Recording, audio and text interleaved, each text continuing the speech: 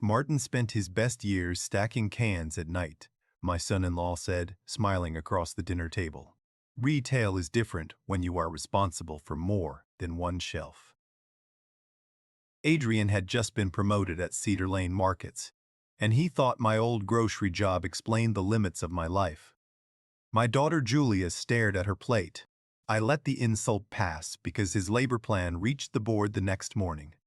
If approved, it would remove 8 receiving leads and risk more than bruised family pride. My name is Martin Bell. I was 65 that winter, a widower, and the majority owner of Cedar Lane Markets, a chain of 27 neighborhood grocery stores. Adrian worked as regional performance director. Julia knew I had built a comfortable life through business investments. She did not know I still owned 64% of the chain through Bell River Holdings. Adrian believed I was a retired stock clerk who had bought a few rental properties with careful savings. That misunderstanding began long before he joined the family. At 22, I worked the overnight shift at a failing grocery store while studying bookkeeping at community college. I learned how a damaged seal could ruin a freezer case, how one late truck could empty 3 aisles, and how customers remembered the employee who found milk after closing. The work looked simple from the parking lot. From inside, it was hundreds of promises balanced against time, temperature, and trust.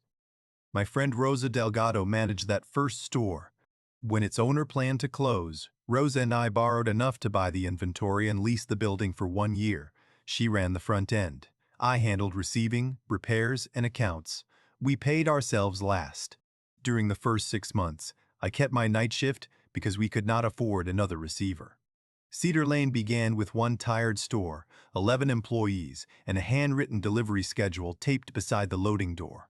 Over 38 years, we added stores only when a local manager was ready to lead one. Rosa became chief operating officer, then retired with a meaningful ownership share. I moved from the loading dock into finance and eventually into the holding company.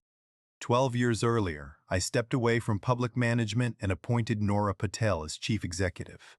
The stores kept the Cedar Lane name because customers trusted it more than any founder's surname. The ownership structure reflected lessons from our hardest expansion.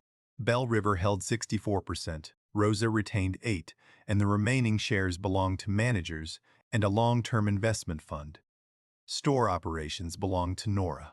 The board reviewed major borrowing, executive incentives, and workforce changes above defined limits.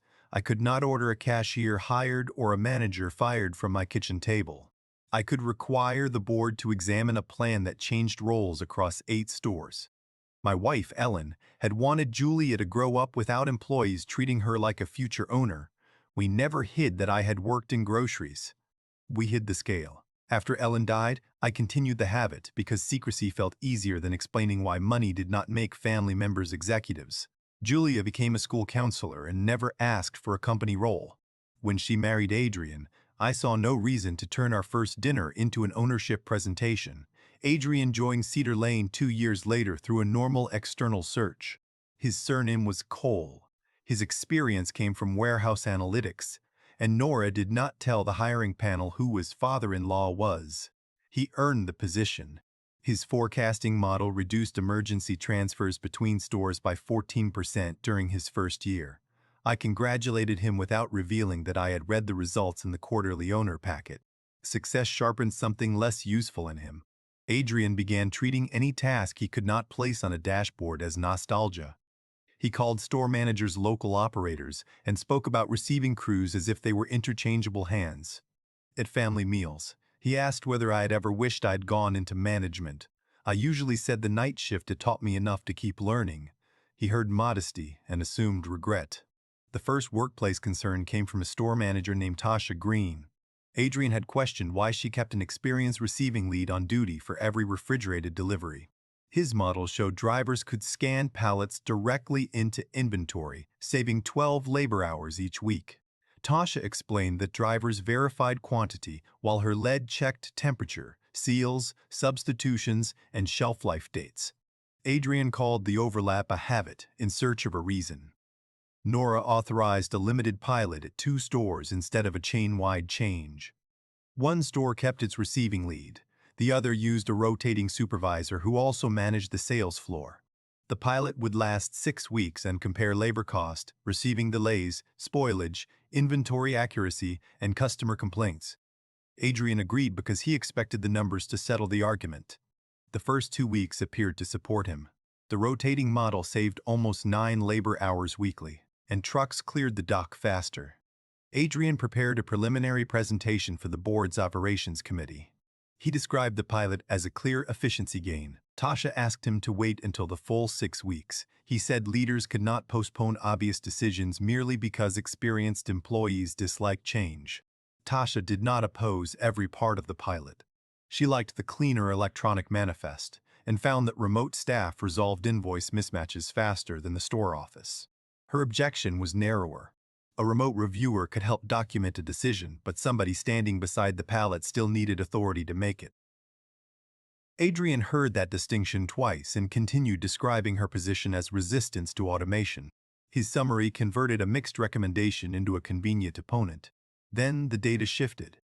A refrigerated pallet arrived with a broken corner seal and an internal temperature above the vendor limit. The rotating supervisor was helping a customer and accepted the delivery based on the driver's scan. 2 days later, staff removed spoiled yogurt and prepared food worth more than $4,000. No customer reported illness, but the incident triggered a full trace and disposal. At the control store, receiving lead Luis Moreno had rejected a similar pallet from the same distributor that morning. His decision delayed stocking by 40 minutes and created no loss. Tasha added both incidents to the pilot report. She also recorded an 11% increase in short-dated products reaching shelves at the rotating store. Those details did not prove every receiving lead was essential forever. They proved the role performed work. Adrian's model had not measured. Adrian revised his proposal.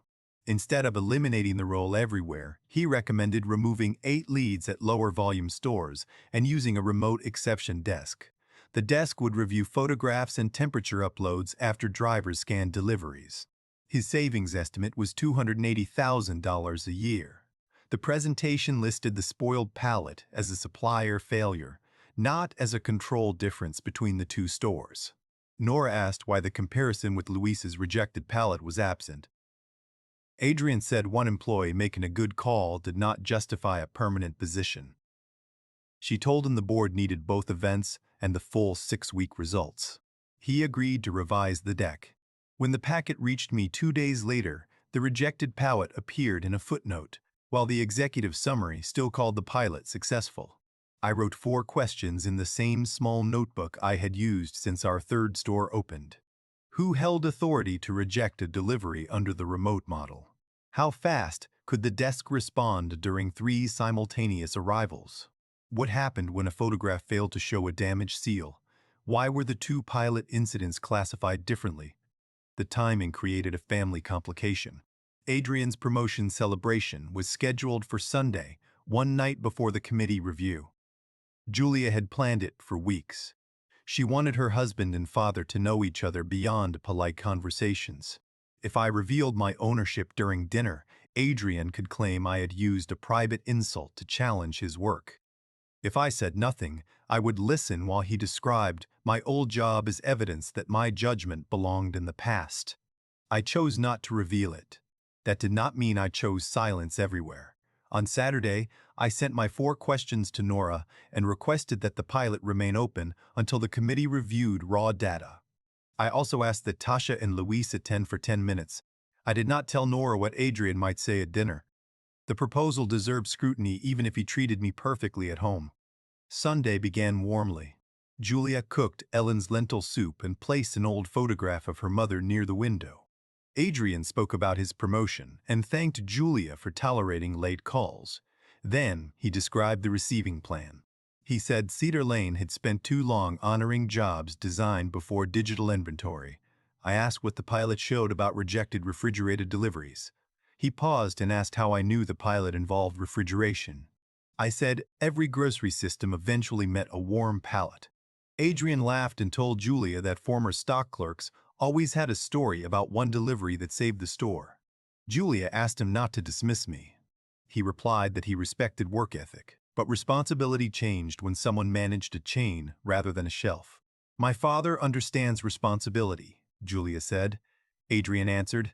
He understands loyalty. That is not the same as running 27 stores. The number told me he had stopped speaking generally. He wanted me to hear the full distance he imagined between us. I felt the old temptation to win a room with information. I could have told him that every store he measured still answered to a holding company I controlled. Instead, I asked whether his remote desk could reject a truck within 5 minutes. He said that was an operational detail above my old role. I placed my spoon down and told him the way he spoke about people would eventually damage the quality of his decisions. He apologized to Julia for creating tension, not to me for the remark. The evening ended early. After he left, Julia asked why I had seemed less surprised by his proposal than she was. I told her the truth was larger than one dinner and promised to explain after the review. She said delayed honesty was still a choice with consequences. On Monday morning, I entered Cedar Lane's headquarters through the loading entrance. I had used it during construction and still preferred it to the glass lobby. Luis was waiting with a temperature probe case. He had never met me outside store visits and knew me only as a holding company director. Tasha knew my identity because store managers received the ownership governance chart. Neither of them treated the meeting as family theater. The operations committee included Nora, the finance director, 2 independent board members, Rosa as a retired advisor, and me. Adrian arrived last with a revised slide deck. He saw me seated beside Rosa and assumed Nora had invited an old store employee for historical context. He thanked me for coming and suggested I speak before the financial section. Nora opened with introductions. Martin Bell is chair of Bell River Holdings and Cedar Lane's majority owner, she said. He worked receiving at our first store and built the ownership structure that still governs this chain. Adrian looked at the agenda, then back at me. His expression changed from confusion to calculation. I did not enjoy it. A reveal that injured my daughter's marriage was not a victory. Rosa watched him carefully. She had known Julia since infancy and understood what the disclosure could do outside the room. Before the presentation began, she reminded everyone that family embarrassment was not a business metric. The committee would judge the proposal, and human resources would judge conduct if needed. That boundary protected Adrian from my anger, and protected the company from pretending his behavior at home was irrelevant to a broader pattern. I said the committee would review the proposal exactly as it would have without Sunday's dinner. Then I disclosed the family relationship and offered to abstain from any employment decision involving Adrian. The independent directors accepted the disclosure. They asked me to remain for operational questions because my ownership and store history were relevant to the plan. Tasha presented the 6-week comparison. The rotating store saved 47 labor hours across the pilot. It also recorded higher spoilage, more short-dated products, and 3 receiving corrections after stock reached the sales floor. The control store cost more labor and rejected 2 deliveries before acceptance. Customer complaints were similar. The data did not produce a simple winner. Luis explained what the scanner could not see.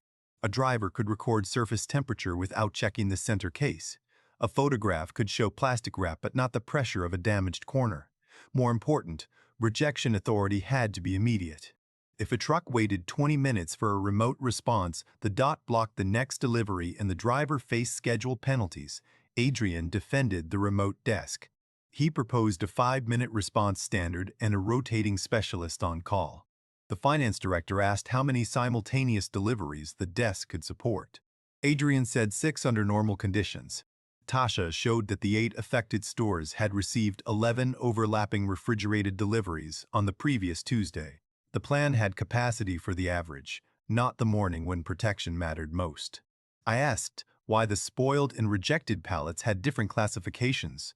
Adrian said the spoiled pallet was caused by a supplier seal, while Luis's rejection was an employee success. I replied that both began with supplier defects. The difference was whether Cedar Lane detected the defect before acceptance. Classifying the events differently removed the control we were trying to measure. Rosa asked whether Adrian had intended to mislead the committee. He said no. He had focused on recurring data instead of unusual cases. She told him grocery losses often arrived as unusual cases. The purpose of an experienced receiver was not to perform an average task. It was to catch the exception before the exception reached a family's refrigerator. The committee rejected the 8-store rollout. It did not reject modernization.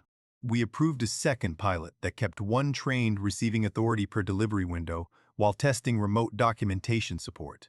The budget included better temperature sensors and a response capacity test during overlapping arrivals.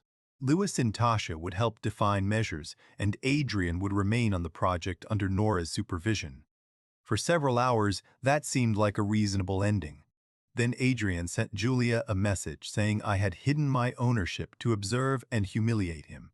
He said the committee meeting had been staged after he insulted me. Julia forwarded the message and asked whether I had known about his proposal before dinner. I answered yes and sent her the time-stamped questions I had submitted on Saturday. The evidence showed the review existed before the insult, but it did not erase my secrecy. Julia came to my house that evening. She asked how many years I had allowed her to believe Cedar Lane was a small investment for my past. I said 12. She asked whether her mother had agreed. I explained the childhood boundary, then admitted I had continued it after the reason weakened. Julia said I protected her from entitlement, but also excluded her from understanding my life. She had defended my old job without knowing it had become ownership. I apologized. I told her I had confused privacy with humility and had let the habit become a wall. She did not forgive me immediately. She asked for the ownership documents and time to read them without me explaining what she should feel. Adrian faced a separate review with Nora and Human Resources. It covered his incomplete executive summary, dismissive comments documented by Tasha, and his claim that operational detail was above certain roles. My dinner account was excluded. Nora found no evidence that he intentionally falsified data, but she found that he had framed contrary evidence as irrelevant before the pilot ended. He lost responsibility for the receiving project and returned to his prior regional analyst role for 6 months. His promotion remained provisional. Nora required coaching on evidence classification and 2-store rotations, including overnight receiving. Adrian could accept the plan or resign. He called it punishment, designed by my family. Nora reminded him that she, not I, had hired him and now managed the consequence. The independent directors reviewed Nora's plan because of my conflict. I abstained and left the room. Their written decision stated that the consequence addressed his incomplete analysis and repeated dismissal of operational evidence, not his ignorance of my identity. That sentence mattered. If Adrian had mocked an ordinary retired stock clerk and produced the same proposal, the workplace response should have been the same. Adrian accepted, but the first weeks were ugly. He spoke only when required and treated the rotation as a performance. At Tasha's store, Luis asked him to inspect a refrigerated delivery without opening the manifest. Adrian found the quantity correct and missed a set of short-dated cases placed behind newer stock. Luis showed him how the pallet pattern hid the substitution. The lesson cost no customer and did not require a speech. During the 4th week, 3 refrigerated trucks arrived within 14 minutes after highway closures cleared. The remote desk was also supporting 2 other stores. Adrian watched response time stretch past 9 minutes. Lewis rejected 1 pallet locally because the driver's temperature record conflicted with the probe. The moment answered my notebook question more clearly than a committee argument. Adrian began revising the second pilot with Tasha instead of around her. He proposed that trained receiving leads keep rejection authority while the remote desk handled records, vendor trends, and repeat exceptions. The structure reduced paperwork without removing the person at the dock. Nora approved a 3-store test. She did not restore his promotion. Julia set firmer boundaries at home. She told Adrian that mocking my old job had been wrong before he knew what I owned. She also told me that ownership did not excuse keeping her outside the truth. She refused to carry messages between us. For 3 months, family dinners stopped. That separation hurt, but forcing closeness would have turned her into the cost of our conflict. The new pilot ran for 10 weeks. Documentation time fell by 18%, receiving leads retained immediate authority, and spoilage remained within the chain's normal range. Those results supported expansion to 5 more stores with local manager approval. Adrian presented the outcome and credited Tasha and Luis by name. The committee asked hard questions. He answered without reducing exceptions to footnotes.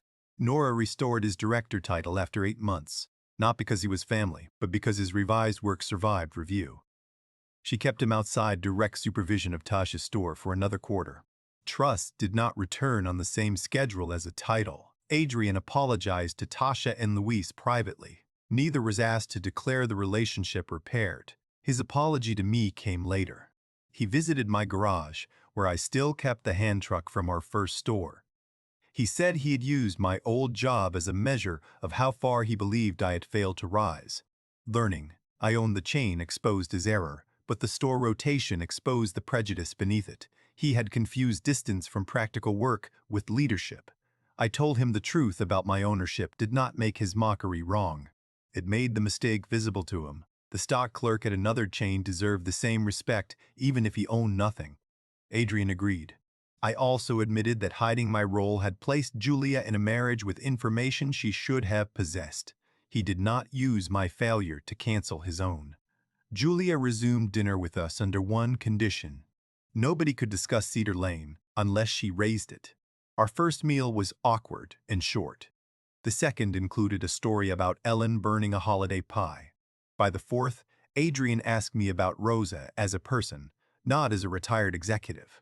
We were not restored to an imaginary past. We were building a more accurate relationship. A year after the first pilot, Cedar Lane had trained 31 employees in receiving authority across the lower volume stores. The remote desk tracked vendor exceptions and helped negotiate better delivery windows. Spoilage declined modestly. Labor savings were smaller than Adrian's original estimate, but the system was stronger because it measured what happened before a loss, not only after. The finance director later calculated that the revised system saved $170,000 during its first full year. That was less than the original estimate and more credible because it included training, sensor maintenance, and remote coverage during peak hours.